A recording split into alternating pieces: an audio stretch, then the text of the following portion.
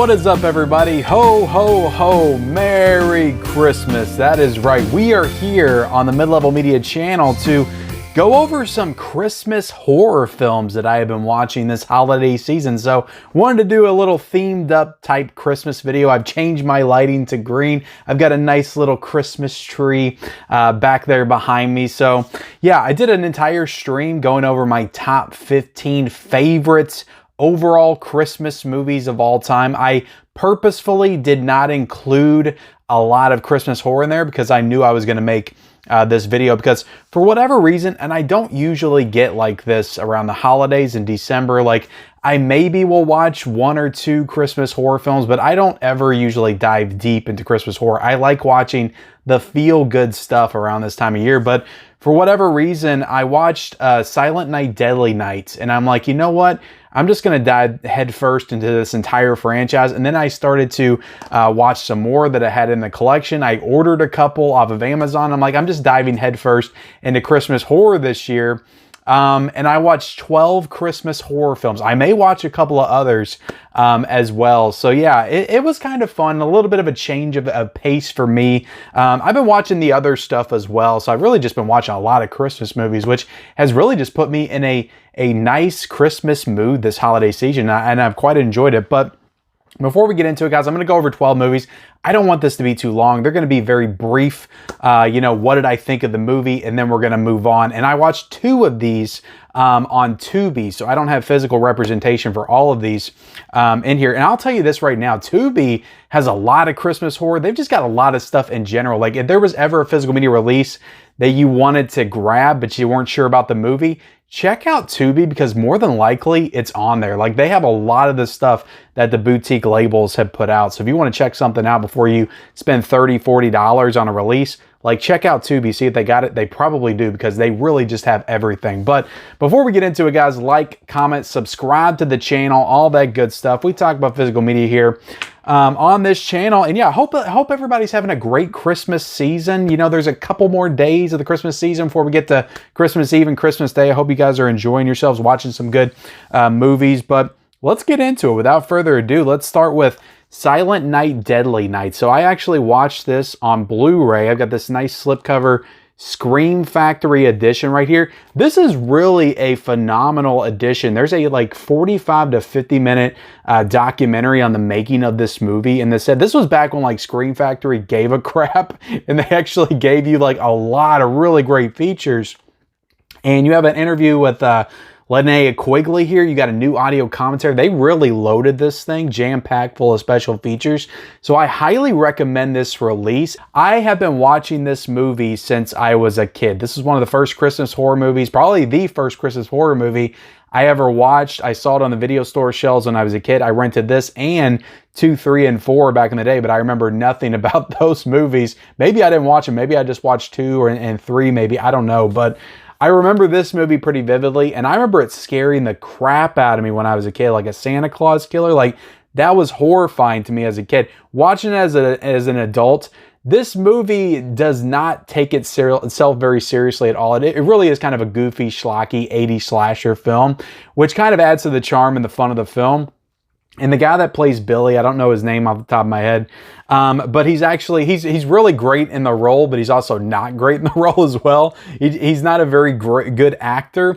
You're naughty. You're going to be on the naughty list now. He's all saying that all throughout the movie. He's a kid that's traumatized because his parents were murdered by a guy that was dressed up like Santa, and he carries that through to adulthood. He starts working at just like an outlet store, like a Walgreens or something like that, where they sell Christmas decorations and stuff. And they make him dress up as Santa, and he does, and that triggers him to turn into a maniacal serial killer, and he starts, killing everybody in sight. So it's a fun, though, Christmas slasher. I enjoy this one. It really feels like Christmas, and it just has a real like Christmas aesthetic and feeling to it, and I enjoy this one quite a bit. Silent Night, Deadly Night 1. It's not a great film, but it's fun, and it does feel like Christmas, and I do enjoy watching it around the holidays. So, and next up, we got Silent Night, Deadly Night 2, the sequel to Silent Night, Deadly Night. And I think this one came out maybe in '87, so it was 3 years later. This is an interesting one, and I just got it the regular without the slipcover because I actually just bought this a couple of weeks ago. It was on sale for 16 bucks, so I scooped it up.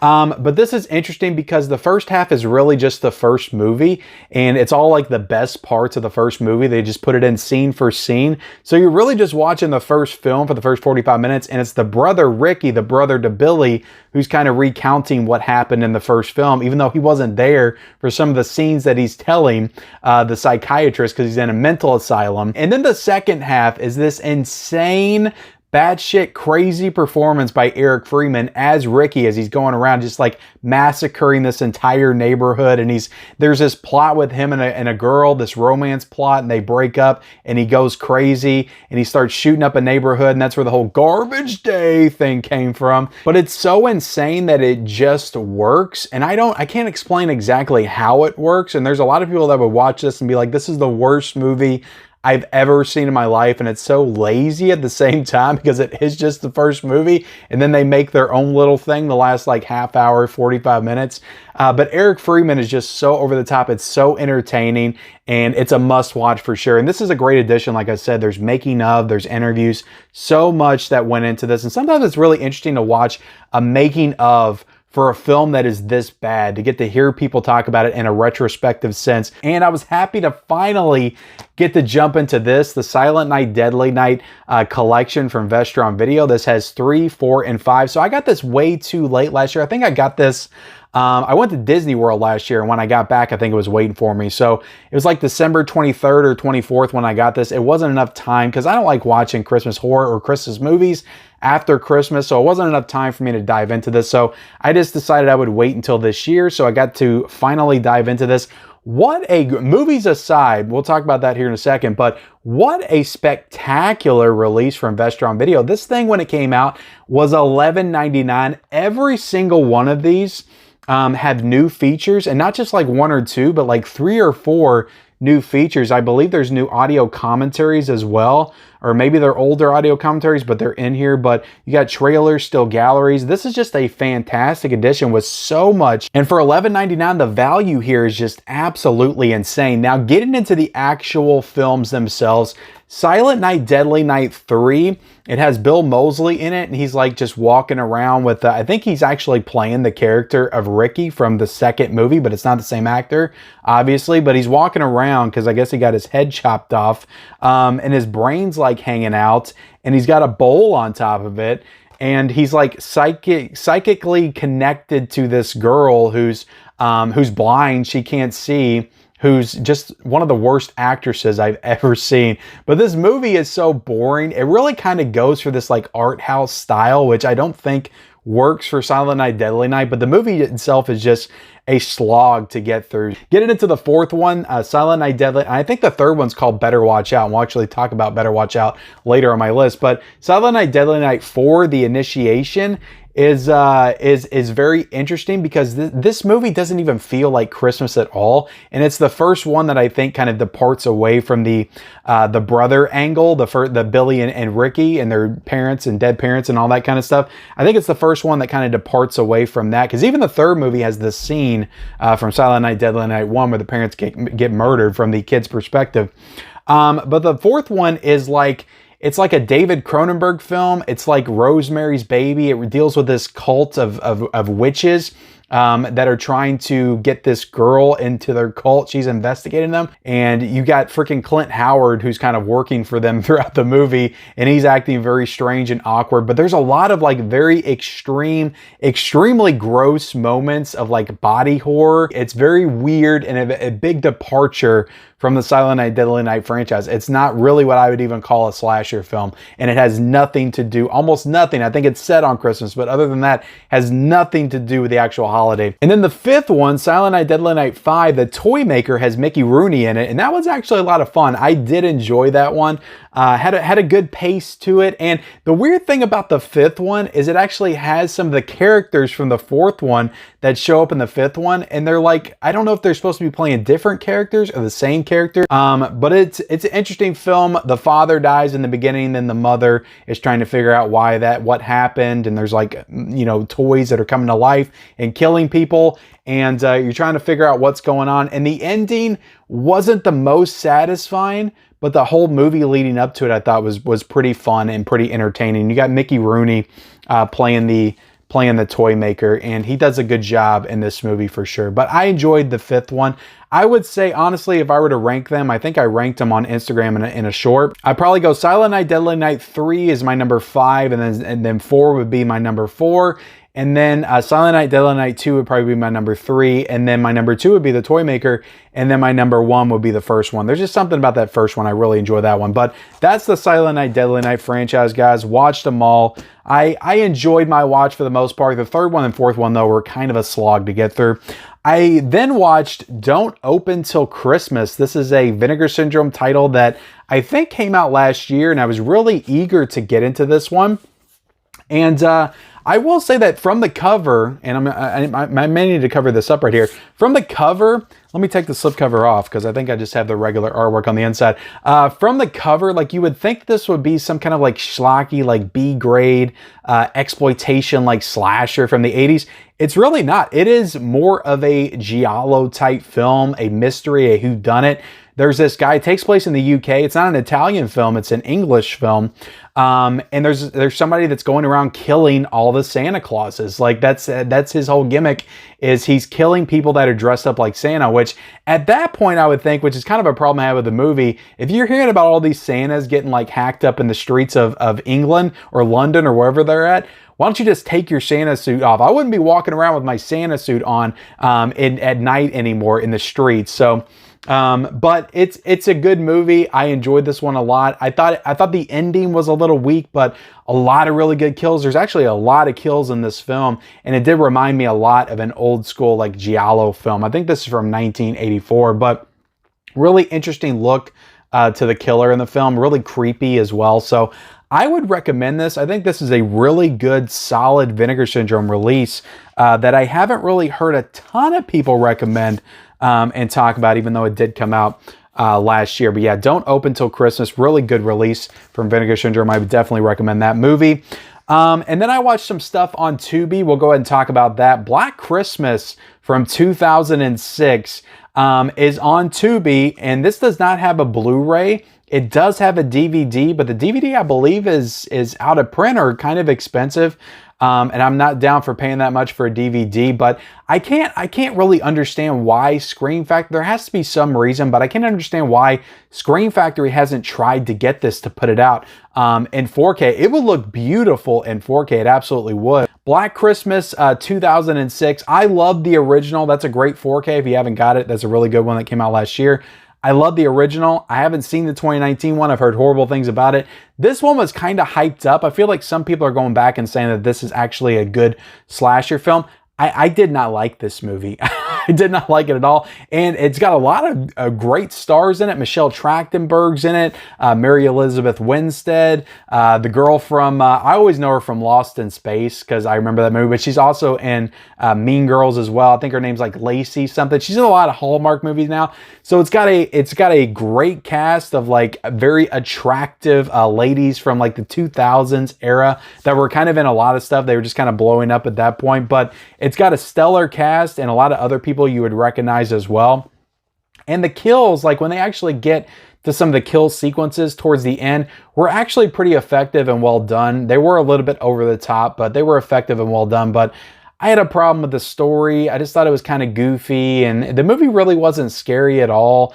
But it did have a really good like Christmas aesthetic to it. I will give it that. And I think the movie will look gorgeous on 4K. I just wasn't down with the movie. I don't know. There's something about it that I didn't enjoy, but I did watch that on Tubi.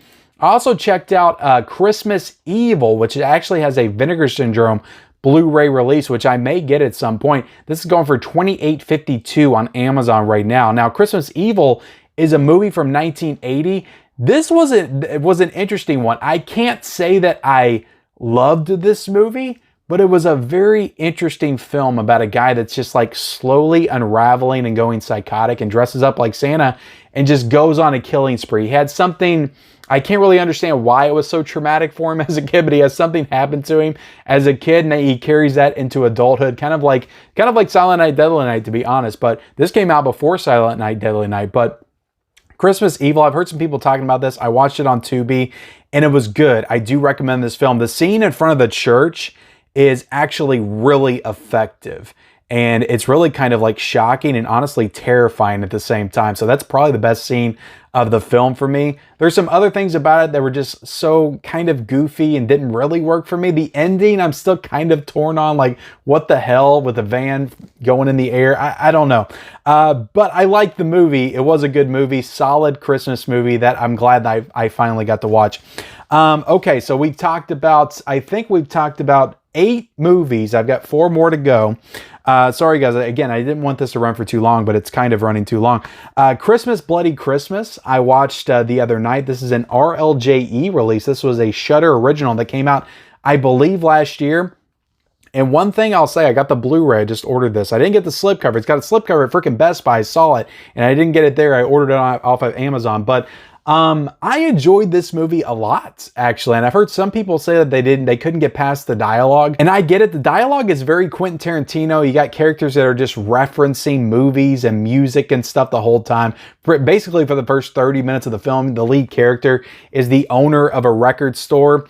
I can't remember her name, but the actress, look, I get it if you're annoyed by her, but I actually really liked her in this movie. But I feel like in a lot of other movies, she would annoy the piss out of me. But for some reason, I was all in on her character and her performance. I thought she was really good in the film.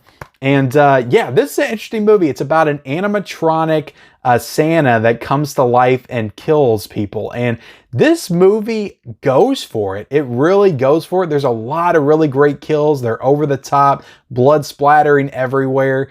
And it works. And by the time you get to the end of it, it really kind of reminded me of Terminator, the first Terminator movie, which I really enjoyed. So I feel like I heard some people really kind of crap on this. I heard other people say it's actually really good and great. I really liked this movie a lot. I'm not going to say I loved it. I would give it a 3.5 out of 5. It's got its problems. I'm not saying it's a masterpiece like Black Christmas, but far better than what I was expecting it to be. And the movie itself, it's directed by Joe Begos. And I've seen VFW with the other movie that he did. I didn't love that film, but the thing about this guy is he really respects like the art of filmmaking, the craft, and he actually shot this movie on film with 16 millimeter. And the movie is really grain heavy to the point where when you're watching it, you actually feel like you're watching a film that was filmed back in 1970 or 1980. So I appreciated that aspect of it as well. And I feel like this movie would probably look beautiful on 4K because there's so many colors, the lights, like he was really going for a very colorful, vibrant experience and aesthetic with this film. So many Christmas lights everywhere. So I feel like the movie would look awesome in 4K, but I enjoyed it. Christmas Bloody Christmas, I would definitely recommend. I think it's like $11 right now on Amazon. Now let's talk about Silent Night. This is another RLJE. I kind of struggle to even put this in the Christmas category. It does take place on Christmas, but it doesn't really feel like a Christmas movie throughout. Now, this is a bunch of family and friends getting together at a house for a Christmas dinner, and you slowly discover that they're gathering together to have a Christmas dinner, but also because the world is ending. So they want to kind of have one last hoorah together.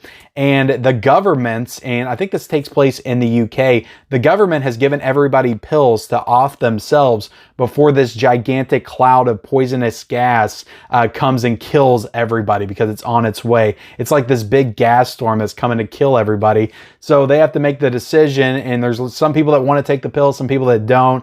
And they're kind of just trying to enjoy the night at the same time. There's some interpersonal drama that they kind of weave in. And it's an interesting movie with a good premise. I didn't find all the characters and the performances to be the most interesting, so I feel like if they were a little bit more interesting, I would have been a little bit more engaged and drawn into the story. The kid that plays Jojo Rabbit in Jojo Rabbit, Taika Waititi's Jojo Rabbit, is in this film. And he was really good in Jojo Rabbit. He was painfully annoying in this film, so I didn't enjoy him. Keira Knightley's pretty good. She's usually good in most stuff that she's in, so I enjoyed her performance. But yeah, it did really feel like a Christmas movie. It's an end of the world type film, drama, I would say.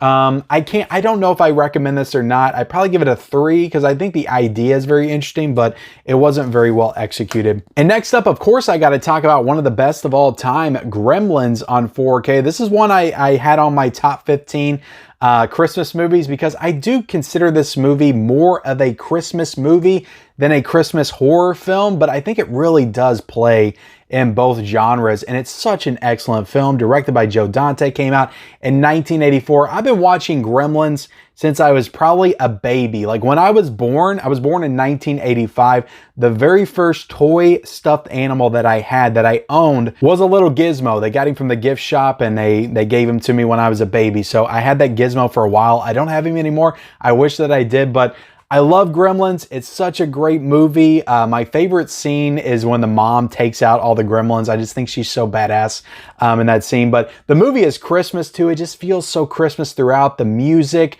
you know, you have tons of Christmas songs, just the Christmas aesthetic. There's lights everywhere. There's snow everywhere. There's just themes of Christmas all throughout this film. But it's also one of the best creature features of all time. So I love Gremlins, and I love watching Gremlins around the holidays. And this is the first time I got a chance to check out this 4K. I don't know why. I've had this for 4 years, but I know I've watched Gremlins since. I guess I watched it on Netflix. And I feel like I heard bad things about this 4K when it came out.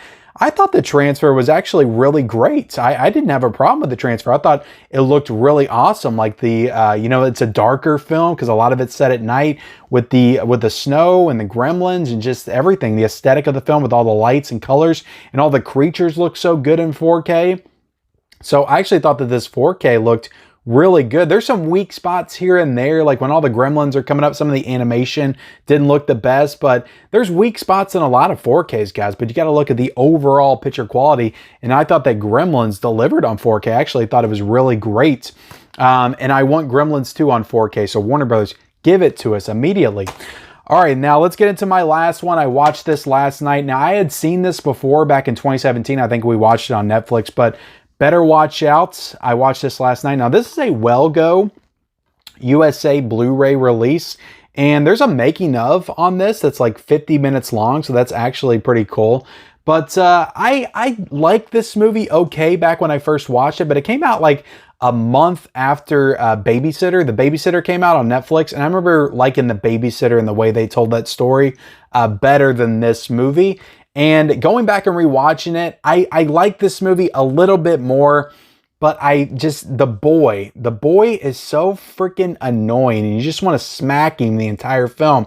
I don't want to give away what this movie's about because there's this huge twist, like 30 minutes in the film, and you think it's one movie, and it turns out to be something totally different, and I appreciate that twist, but what happens after, I just don't think is that interesting or enjoyable to watch. I enjoyed it a little bit more than the first time, and I do recommend it. A lot of people love this movie. A lot of people talk this one up.